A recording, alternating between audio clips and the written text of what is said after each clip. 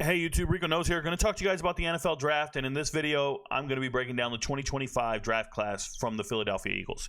Okay, if you want to see all the other draft assessments or reviews, all you have to do is go to YouTube, search Rico Knows, go to the homepage, you'll look for playlists, and then once you get into the playlist, you'll see 2025 NFL draft reviews and assessments. I've done 25 other teams, so you can go see all the other teams.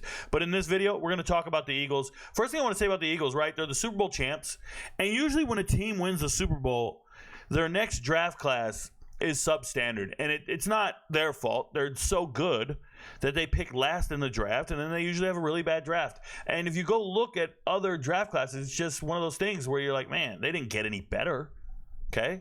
That's how I feel about most of them. Now, when I look at these 10 draft picks for the Eagles, I want to tell you this isn't your typical draft class. I actually like this draft class a lot, and I like the players that they selected for the most part. Now, you have to look at some of these guys, and you have to be aware that some of them are not going to pan out. This is the reality of every draft class. Some of these guys aren't going to make it. So if you sit there and you try to justify the selection of every single player, you're just wasting your time, energy, and effort. And I know there's going to be a lot of fanatical fans who come at me and tell me every single one of these guys is going to get a second contract and be a Pro Bowler, and I just don't agree with you, okay?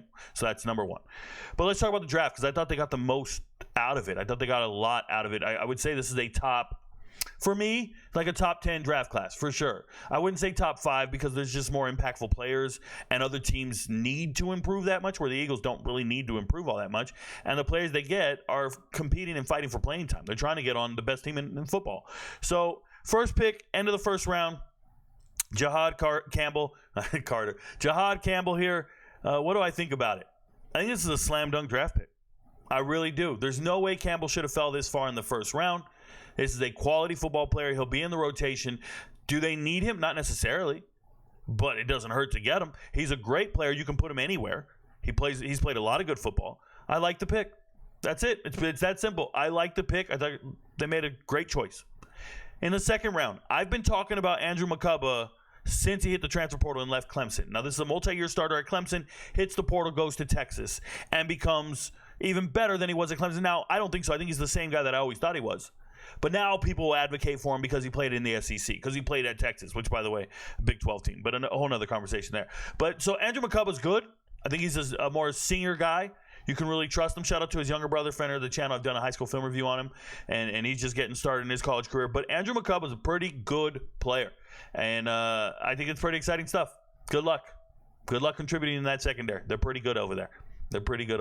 Ty Robinson, probably my most excited pick on the whole thing, just because I think people are sleeping on Ty Robinson. I've watched him at Nebraska. I've watched him keep really good players on the bench. This young man is extremely athletic for his size. Now, he's only 280. You got to feed him a little bit, but he had like the second fastest 40, or maybe the fastest 40 at the combine. I don't know. Don't quote me. But when I watch him on tape, I'm like, yo, beast. The man can play football. I don't understand any draft analysis that had him outside of the top 2 rounds. I just didn't get it. I'm sitting there and I'm going, yeah, that's a guy you want to put on your football team. That's a hell of a football player. So getting Ty Robinson just feels like an embarrassment of riches. And they already have great defensive linemen. He can learn from them. I think he's built like them. I think he's ready for it. And there you go. Then there's Mac McWilliams. I think it's a waste of a pick. I don't understand it. You can do that, but there's 4 corners for the Eagles right now. There's 4 corners that I really believe in on that roster. So now you're looking at Mac McWilliams. Yes, he tests off the charts. He's kind of fast, but he's a little small, and he's got all the right metrics. Looks like a hell of an athlete on tape. Cool, man. I don't want a UCF corner in my room at all. Shout out to him. I just don't think he's good enough to have an impact on this team. Could maybe made it on another team. Would have been great draft pick for another team, but not this team. This team has some real players in the secondary, so it is what it is. Shout out to them. It's a 5th round, right? 5th round, Smile Munden, however you want to say his name. Been on this kid since high school, right? I live in Georgia. I have a home in Georgia and South Carolina, so I'm kind of right on the border. And I've been following this young man's entire career, and I'll never forget that he was arrested. I'll never forget that he had some red flags. I'll never forget some of the things that I'm not too excited about. The Eagles have been drafting these Bulldog players and just putting them up there and hoping they all get back together and they don't do anything troublesome. I think it's a terrible recipe for success. I really do. You can't argue with the results, but I just don't believe in investing in people who are substandard in their decision making. I don't invest in those guys. I draft a different player. I invest millions in a different player. That's just how I get down. That's the structure of my mindset and my thought process.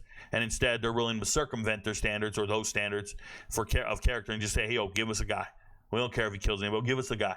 And that's what they're after. So shout out to them. I can't get down with the pick at all. I won't support it in any way, shape, or form. Hope he gets cut. Straight up. Yeah, next pick, though, Drew Kendall here. Drew Kendall, son of an NFL football player, been around for a long time. His dad played in the NFL a long time. I think he knows what it takes to play football. I really do. It says interior offensive lineman. He's probably going to play guard and center. He's a center. Good football player. Knows exactly what it takes to be great. Shout out to him. The pedigree is there. I like kids like that. Professional mindset, professional approach to the game. It's just what I like. Kyle McCord. Why is there no hype on Kyle McCord? Like, why does nobody think Kyle McCord should be starting for the Saints right now? Kyle McCord just went out there and lit up the entire college football world last year, and everybody just went, oh, okay, that's cool. I trust my NFL scouts that told me he's a 6th-round pick. I'm like, nah, man, bump that. Now, the Eagles don't need him. There's nothing I can do about it. They don't need to play him. They don't need to use him. He's good. He's good, man. Kyle McCord is a baller. You got to believe in this guy. Went out there at Syracuse, put him on the map. Led the country in passing with a bunch of random-ass wide receivers. Man, that guy's nice, bro. I like Kyle McCord. The whole thing about Ohio State not keeping him to be their starting quarterback, and now everybody just is convinced he isn't a good quarterback. Dude, he left Ohio State and played better. He did. He left Ohio State and played better. I think if he was at Ohio State with that offensive coordinator, with those receivers for that final year, there's no telling where he would have been drafted. This is a great draft pick. I'm cool with it, man. Shout out to him. Then there's Myles Hinton. I don't know what the deal is with Myles Hinton. I've always liked Myles Hinton. This is a former starting offensive lineman at Stanford. And then when he transferred to Michigan, he had a little bit of transfer growing pains there. But Myles Hinton is very good. The pedigree's there. His dad played in the NFL, 7-time Pro Bowler. I think he was a defensive lineman with the Falcons, Chris Hinton. Mom was a track star. The brother's in the NFL right now. Not a track star. Was she a basketball player? What was she? Mom was a track star. I don't remember. Dude, I'm just talking. I'm just jibber-jabbing. That dude's just yapping. Hinton, I've made many videos on him before. When he hit the transfer portal, I talked about him at length maybe 2 years ago. I believed him. Then he didn't start, and I looked like I didn't know what I was talking about, but here he is, right? I like Hinton a lot. I think that that's the right caliber of player. Him and Kendall, those are the type of dudes you want. Kids from NFL professionals know how to train, prepare. Shout out to his brother. I think his brother plays for the Chargers. So it's just one of those things. I like kids like that. I'm cool with that. Cameron Williams, we're taking a flyer on in the 6th. You know, we're taking a flyer on him. And like I tell you guys, I say these things about Smile Monday, and I'm like, yo, just cut that dude. I don't want him in the NFL. And then you'll see in the comments somebody be like, oh, Rico's racist. Rico doesn't like black football players. You fucking idiots. I like him right here, bro. I like him just enough. I'm backing all these dudes down here. It has nothing to do with race. I just like people who are professional. I like people who commit themselves to the game and their profession and prioritize decision making. I'm good with it. So give me Cameron Williams. He's got a lot of potential, dealt with some injuries, dealt with some stuff. It is what it is. And then there's APR. Antoine Powell-Ryland. I like the young man a lot. A high production. Went to Blacksburg. I called it Saxburg. Started balling out of control the last 2 years while at Virginia Tech. But here's the problem. He's actually not that talented when it comes to competing with other players for starting time. He does well in the games. The results are there. But you got to outwork people at practice to get on the field. And when he was at Florida, he wasn't in the 2 deep. He just wasn't. It wasn't in their future plans in any way, shape, or form. There was a guy with a cast on. Oh, who was it? Who's the guy with the cast? And he was getting more playing time than him. I can't remember who it was. It's like 2 years ago. And obviously they had the quitter on the field. We never say his name. But APR, liked him a lot at Virginia Tech. I just don't know if he has that ceiling you're looking for, or even that floor. Let me just say that. I don't know if he has that floor for the NFL. I don't know if he's NFL ready.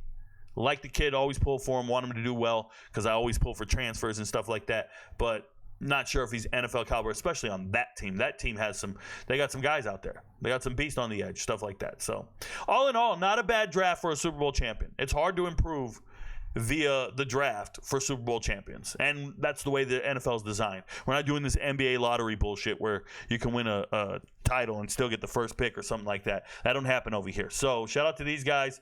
There's just a lot of projects, a lot of guys who have potential that can maybe get there, and then there's some refined dudes. I'm really excited for Ty Robinson. I hope he gets in there and fights for reps and looks the part, because I really like that kid a lot. He plays hard. Shout out to Makubba as well. Your friends don't know, but Rico knows. Peace.